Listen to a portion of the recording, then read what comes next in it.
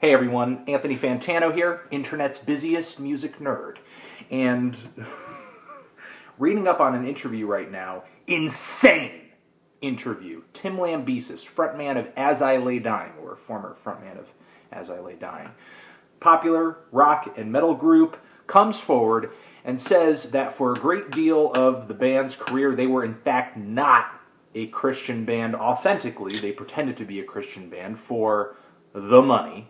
And told fans they were Christian, continued to work under the facade that they were a Christian band, still were religious, still believed in God, still prayed, so on and so forth.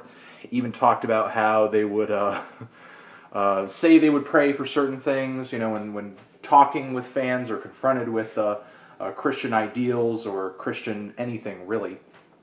And not only that, but Tim, who is currently in jail at the beginning of a 6-year prison sentence for hiring a hitman to kill his wife, yeah, that happened, in the midst of the deterioration of their relationship, he comes forward and says, from what I understand, not every band that As I Lay Dying toured with or played with was a Christian band, of course, but they said out of the Christian bands they toured and they performed with, maybe only like 1 in 10 were actually Christian.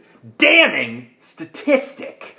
That's pretty mind-blowing, I would say, and I think it only goes to show that there are some people, I'm not saying it's music industry specific, but there are some people out there who will literally fucking tell you that they're anything in order to get $1 out of your pocket.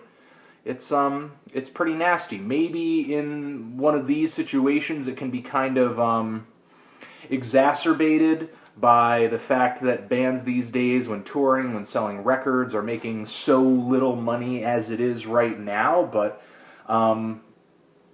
it's actually pretty freaky to think about, considering how much Christian music is out there. I mean, is there more of a chance for a band like As I Lay Dying to tour with bands who may be faking Christianity? Maybe because they're a loud rock group, because they're a metal group, maybe that's possible.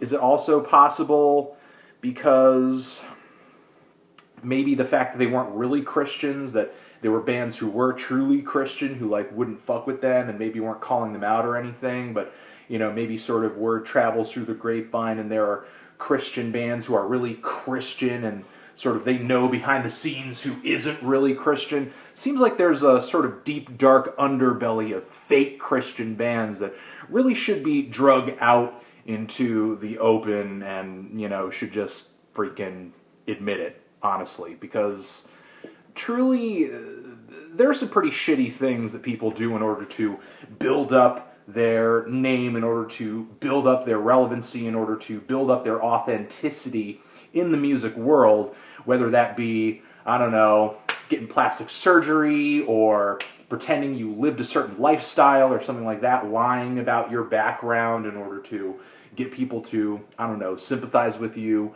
believe the story that you're telling, think you're cooler, so on and so forth.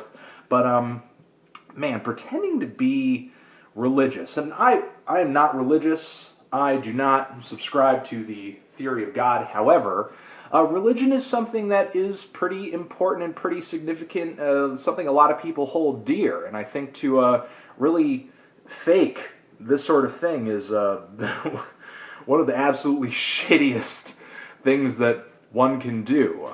You know, I do think it's fantastic that if Tim does head back toward Christianity, that he could be forgiven for you know, this lie, this sin. But I think in the real world, I wouldn't really, you know, and in the physical world, I wouldn't really see any way to possibly forgive him or his bandmates unless they were to actually give that money back to a lot of these kids. I mean, I even saw in this interview that a lot of the band members sort of rationalized it as saying, well, we talk about real world shit in music, and these kids who are Christian, who live in a bubble, they need to hear some real stuff. You know, honestly, for a guy who hired a hitman to kill his significant other, I don't really think you're teaching these kids anything. To be honest, I think the only major lesson that these kids may have gotten out of watching you is sort of seeing you fall from grace after this really awful thing happened. So, truly, I think bands faking Christianity, follow the money, pretty shitty. What do you think?